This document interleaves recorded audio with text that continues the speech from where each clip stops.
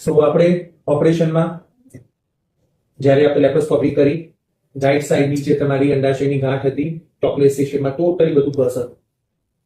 એટલે આપણે એક સાઈડનું અંડાશય નળી કાઢવી પડી હતી અને એ અંડાશયની ગાંઠ રાઈટ સાઈડની બધી મેજર બ્લડ વેસલ્સ, બ્યુરેટર, પેશાબની સાથે જામ ચોટેલી હતી. પેશાબની નળી છૂટી પડી, રાઈટ સાઈડનું બધું કાઢ્યું. લેફ્ટ સાઈડની ઓરી અને ટ્યુબ સારા છે, સાચવેલા છે.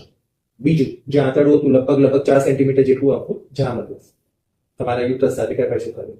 સો એને છૂટું કર્યું છે અને એના ઉપર જે બગાડ હતો નોડ્યુલ્સ એને આપણે એક ડિસએક્સિશન સ્ટેપલરથી એક આખો ટુકડો એ કાઢી દીધો છે. ડિસ્કોઇડ એક્સિશન કહેવાય. અને ત્યાં સ્ટેપલરથી બી ટાંકા લીધા છે અને ઉપરથી દોરાથી પણ કંચા ટાંકા લીધા છે.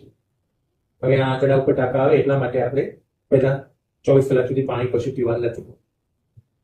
જે પેશાબી નળી ચોટેલી હતી એ પણ છૂટી કરી દીધી છે, પણ એમાં સ્ટેન્ડ મૂકવાની જરૂર નથી પડી. બરાબર. બાકી ડાબી બાજુ પેશાબી નળી પણ છૂટી કરી દીધી છે. પ્રેગ્નન્સી રહેવાના ચાન્સીસ ખરા, કારણ કે લેફ્ટ સાઈડની ટ્યુબ્સ એન્ડ ઓવરી બંને હેલ્ધી એન્ડ નોર્મલ છે. ઓકે, આજનો દિવસ આઈસીયુમાં રાખીશું, પછી આપણે કાલે શિફ્ટ કરી દઈશું. રાખવું પડે ઓબ્ઝર્વેશનમાં. ઓકે, સો બધું એન્ડોમેટ્રિયોસિસ નીકળી ગયું છે, કમ્પ્લીટ સર્જરી થઈ ગઈ છે.